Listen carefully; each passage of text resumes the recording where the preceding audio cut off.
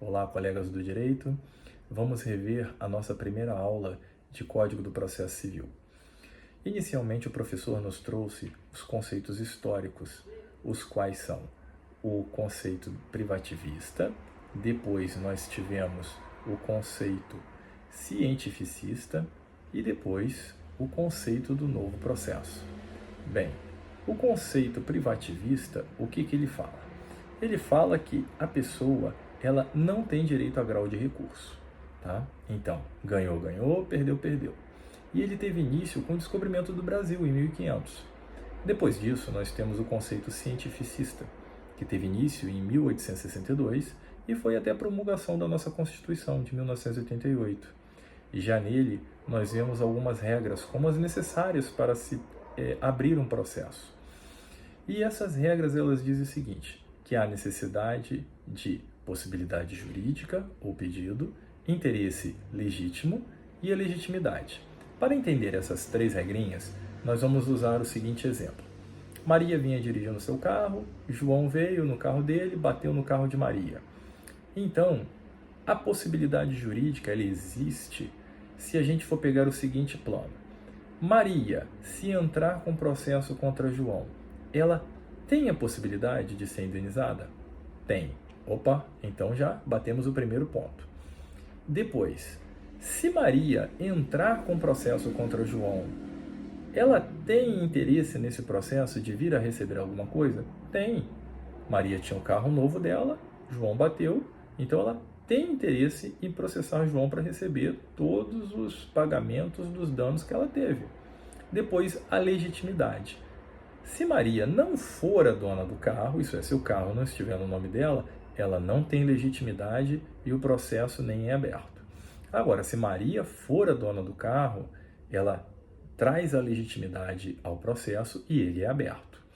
Depois disso, nós temos o novo processo. Ele é a partir da promulgação da nossa Constituição em 1988.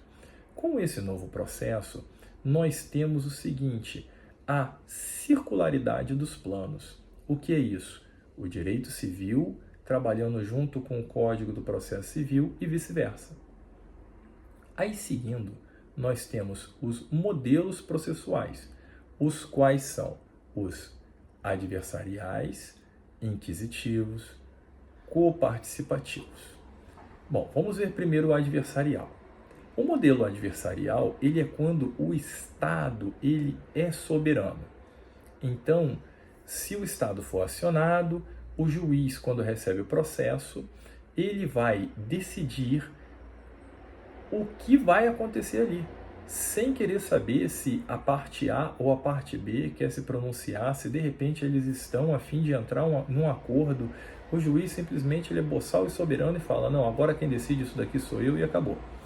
No inquisitivo, é quando o Estado ele tem o poder inquisitório, o poder de perguntar quantas vezes ele quiser sobre determinados fatos, e ele tem também o poder de querer tantas e quais as provas ele julgue necessário. E por último, nós temos o coparticipativo, que é o mais atual. Nele, nós vemos as matérias que nós já tivemos no período passado, que são a conciliação, a mediação e a arbitragem. Depois disso, nós temos as características do processo.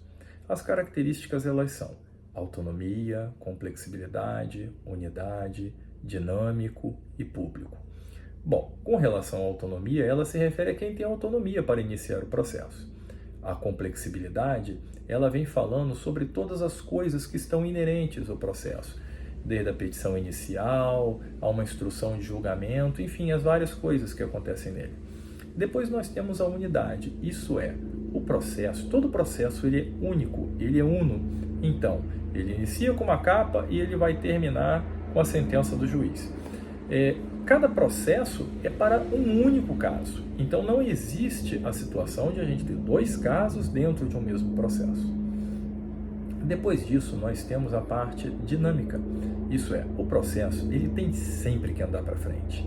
Ele retroagir, às vezes acontece, raramente, mas acontece. Mas o correto ele está sempre indo e indo dentro de um prazo que trabalhe com a razoabilidade. Depois disso, nós temos a parte pública do processo. Isso é, o processo é feito pelo Estado, então ele é público. Enfim, nós temos as relações. E as relações, elas são duas: relações privadas e relações públicas. As relações privadas, como o professor disse, elas cabem, por exemplo, ao direito penal. Depois, as relações públicas que cabem ao direito eleitoral, ao direito tributário. E, por fim, nós temos os novos rumos do processo civil. Esses daí, eles vêm trabalhar com instrumentos, efetividade, justiça, duração razoável e a coexistencial. Bem, vendo cada uma delas, um instrumento é o processo em si.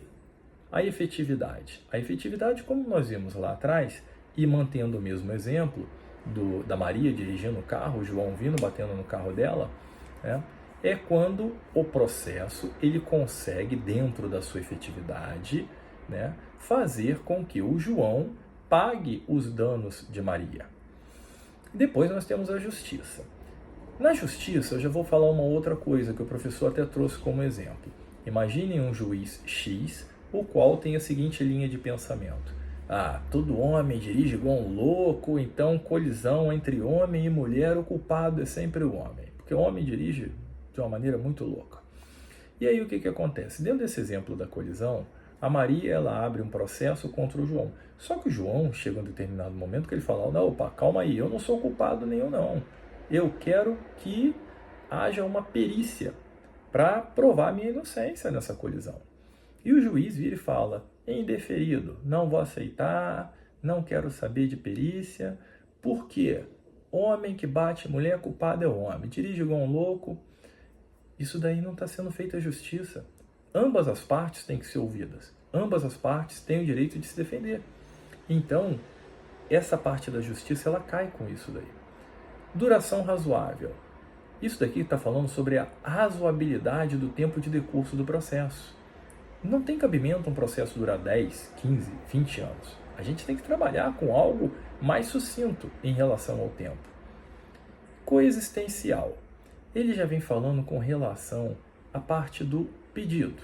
Isso é, quando colocamos realmente no processo aquilo que queremos, quando nós somos coexistentes.